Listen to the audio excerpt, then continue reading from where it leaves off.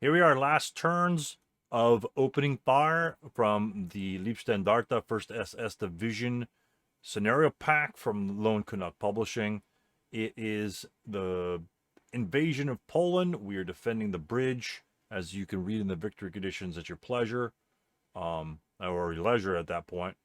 German turn 5 of 6. German turn moves first, or German moves first.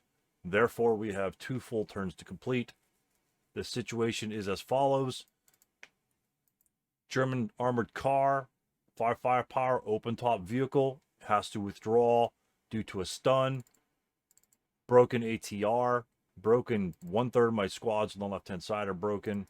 This pin is gone. Berserk German unit in this location here that will charge the 227s on the hill. That is perfect for me because it pulls that 468 out of the defensive position that he's in. I don't have to fight through him. It could be a game winner for me. He pulls out. I'll shred him on his way to whatever destination he's going to, and my units on the right-hand side essentially go over to the victory locations unscathed. The 468 with the LMG here has to make a decision. It pretty much pins him to the right side. Therefore, I can make a strong push to the left side. So, especially since his armored car is gone on that left-hand side. His strength is going to diminish by an armored car and a squad this turn. So he's going to lose 30% of his force. Very huge, very huge. Any of my weapons that malfunction, this ATR, this broken unit, I don't expect them back. The broken unit has a very low morale, difficult to rally, even in rally terrain. But I'm going to try my best. So I've got some units here. I've got another possible winning strategy. Get one of these half squads in this location onto that motorcycle. If I can get on the motorcycle, I could fly by them at -1 and not -2 in the open. And if I can get to the bridge and jump off the motorcycle, then I would then gain control of the bridge, which is part of the victory conditions. And therefore, he'd have to pull more infantry units off the back or pull the mortar guide off the top, which is a win-win, and we go try to resecure the bridge. So that's a long shot, but that is still a possibility. Still a possibility. And the green units aren't going to do anything else anyway, so you might as well keep him guessing. Keep him, if I jump on the motorcycles, what's he going to do? You going to fire on him, or are you going to fire on somebody else that hasn't moved yet? That's the concept behind that. My mortar on the bottom is going to pummel the guys on top. He's got a -2 acquisition. I have, it's going to be a 2-1. That's a great shot. That's simply a great shot. So let's go ahead and proceed from here, and we'll see what happens. So I do roll a 6 on the ATR. Gone. Didn't expect anything else. The armored car is going to go into recall. He has no prep fire, and he charges the nearest unit in hexes. And right here, you would think that I would open up with everything to rip him apart. I really don't care. Again, I want to pull him as far away as possible from the victory location. Keeping those 227s alive is not part of the victory conditions. Pulling up 468, getting him further away from where he needs to defend is one of the victory conditions. So I'm going to let him come one more hex. The 227s will have 4 firepower, tripled in the hex, and he's expending 2 movement factors to jump me. So I have 2 shots. I'm not going to take any more shots. I'm going to have to take 2 shots. 12 -2, and then we're going to follow that up with a, 4 tripled, 6 -2 on top of that. 12 -2, 6 -2. He's going to fail one of those morale tracks, or I just might simply get a K, and then he'll be locked in melee for the rest of the game. So that's about that. So if I lose 1-for-1 squad at this point, I win the game. And essentially the 2 half squads versus the Berserk unit is a 1-for-1 exchange. So we don't care too much about that. So I don't fire on him there, but again, I will fire on him here. And I happen to roll like a 1 morale check, and he, of course, rolls boxcars, and he just gets vaporized. And I put 6 residual in the location. So they've only first fired. They actually get to fire again at somebody within 2x range. So That's very positive. The armored car now begins its movement on the left-hand side. He goes CE. What I was contemplating to firing the green units at 2+2. That's garbage. I would rather try to get a street fighting attack on him, because if I pass my 1P every task check, I jump him, destroy the armored car, because when the armored car drives off the map, he's going to drive by my DM'd unit right here, and therefore, or my broken unit right there, therefore DMing him. He doesn't even have to fire at him. He will DM that unit by virtue of moving next to him. I kind of want to avoid that, so I attempted a close combat street fighting. It failed. I was pinned, and he proceeds to move off the map. He did fire on me with a bounding fire shot initially, but I'm in stone building, so I'm not worried about that.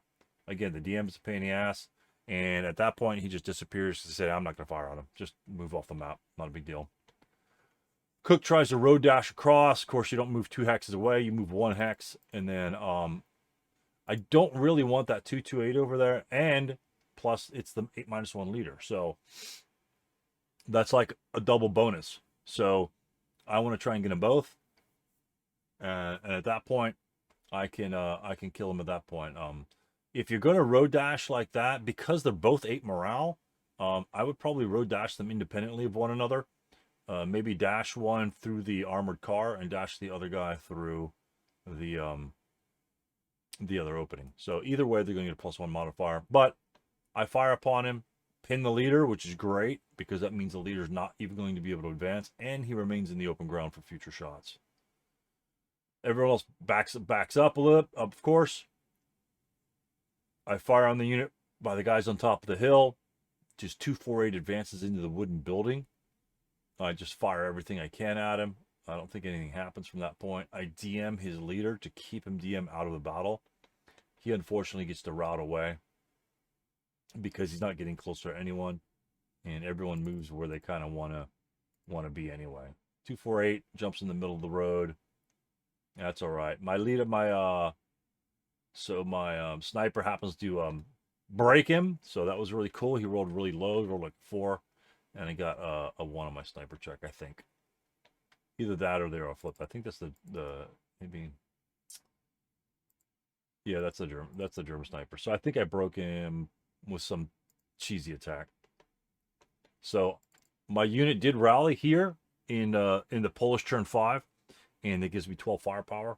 And so I said, you know, I'm not going to move anywhere. He's got 6.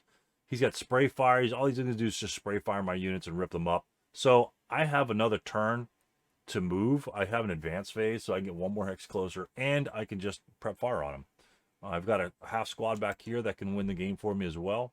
So a 12 + 1 shot on an 8 morale unit is a good attack to take. So I take the attack. I get lucky.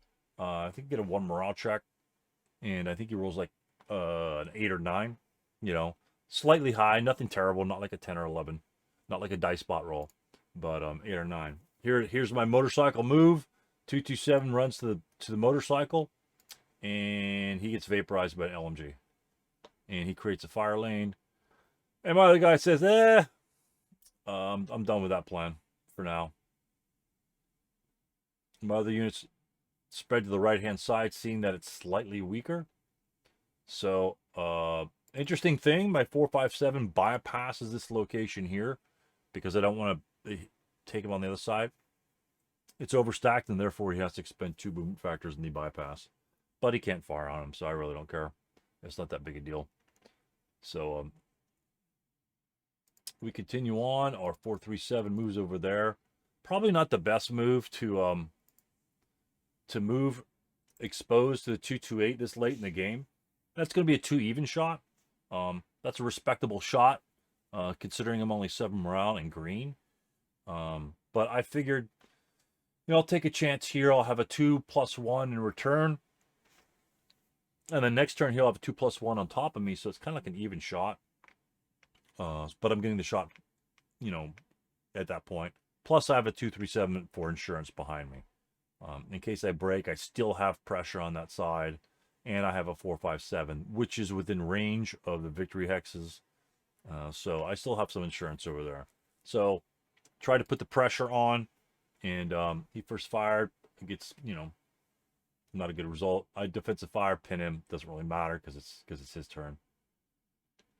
I do break again because I moved my other units over here. I didn't even see that. Schlebeck and conscript, or the green unit rather, not the conscript, but the green unit, surround the broken unit, and he dies. Failure to rout because we have no quarter.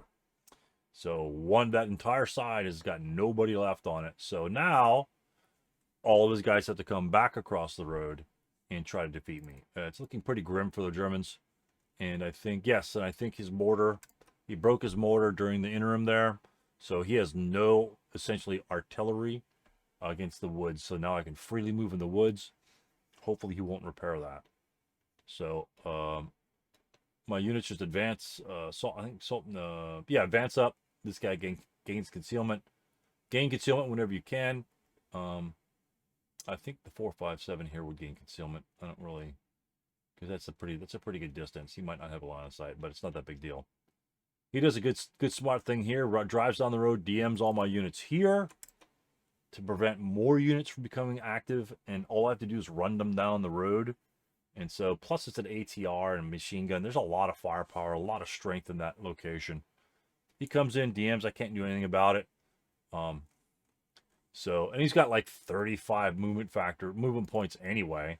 So it's not like he can't do anything. He dims them, and then goes up here, overruns this unit here, breaks and disrupts him, and then parks right in the middle of my units. Probably for a body block, and then, you know, that's about it. He can't fire because he's already overran someone. Cook in the half squad and the wounded leader run across the road, as well as this one here. I'm not sure if that's going to do any good, to be honest with you, because I've got still 3 units on this side. I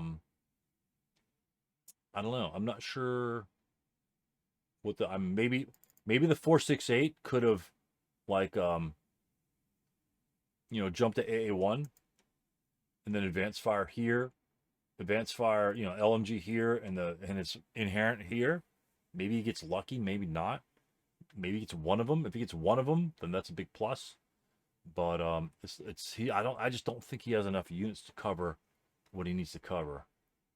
And I do get a lucky shot. Matter of fact, this unit right here in the middle of the half squad, I've got 8 firepower. I fired 8 firepower plus 1. I fired 4 firepower plus 1 plus even, and neither of those generated any results. And then, of course, I fire the long shot, 1 plus 1, and I roll like a 3, generate a normal morale check, and of course he fails. Those are the ones these are the guys you have to worry about, not the 8 firepower. So I got a lucky shot there. Breaks his unit, all but ends the Germans' ability to defend anything. And then he routes, both of them route back across the road because I've got no one to interdict because my entire stack is gone. The 228, I think, advances forward. That allows me to prep fire on him with 8 firepower. So I do prep fire on 8 firepower and get a straight up K on the result, and eliminates that unit. And pretty much since I moved last, this is the Allied turn, last turn, the 437 or 237 can simply advance or move into the location because his mortar is still out of commission. So that ends the game there. It was a fun fight. I think there's a good ebb and flow to it. The Germans come on this one. They push out. I think they need to destroy as many green units as possible, or at least disrupt them, or really dominate control on one side of the map or the other. Because therefore, if the German comes in and dominates that entire left-hand side of the map, let's say he puts an armored car up in this location here, it's going to have a view of everything on that side, and everything to the top of the hill. Sure, is he going to be exposed to anti-tank rifle fire? Yeah, but he's got 2 armor, 1 armor. You're probably not going to get it within 6 hexes if the armored car is going to be on top of the hill. Again, is that the you know, the win all or the do all purpose? No, not at all. But that's a possibility. But if you could completely dominate one side, like I was saying before, that the Polish, when the Polish come on turn 3, they're not going to fight through the Germans to get to the base. they're going to send everything on this side. So what does that do? That limits the Polish attack. So at that point, the Germans can take everything he's got, swing, come on top of the hill, and crunch this way, and try to do like a little sandwich and really bottle the Polish up in this scenario. I think because, early on you saw that I had green units here. They broke. They retreated to the left. So I would retreat this way. So if he wants to kill me, he'd have to pursue me coming out of the victory area. He might not want to do that. Up on the hill, this is a really tough spot to attack and defend through. You've got no really good places to route to. This is 4. If you break here, you're not routing to W4. You're routing across the street.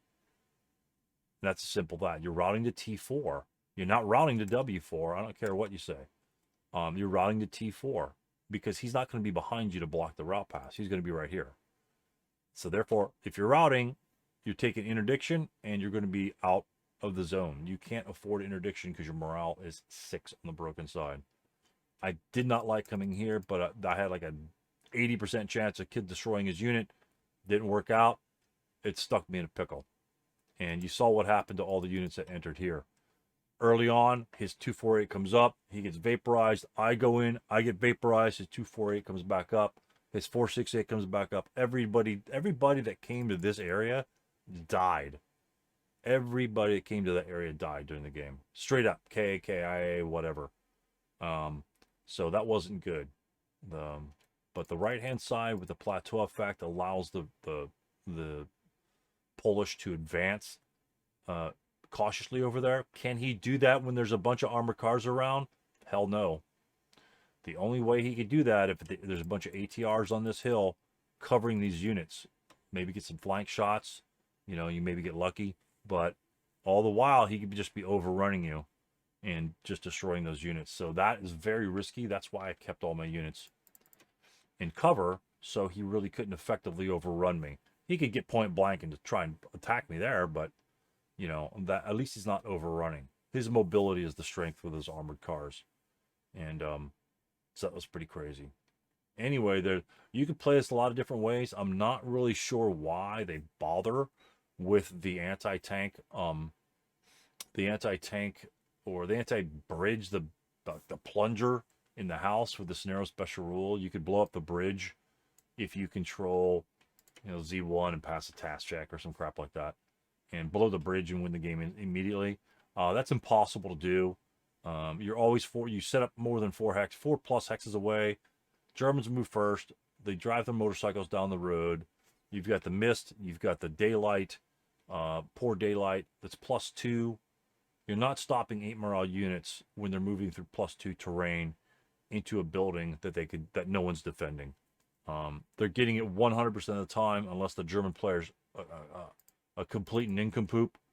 That's the only way the Polish are going to blow up that bridge. First turn, the Germans are in there. He'll recover in the beginning of the Polish player turn 1, and then destroy the item, the plunger, the demo charge, whatever you want to describe it as, in the defensive fire phase of turn 1. 100% of the time. There's nothing stopping the Germans from doing that. So, historically or whatever, based on the scenario, it's like Chrome. That's literal Chrome that you input in the scenario, but it's non-functional.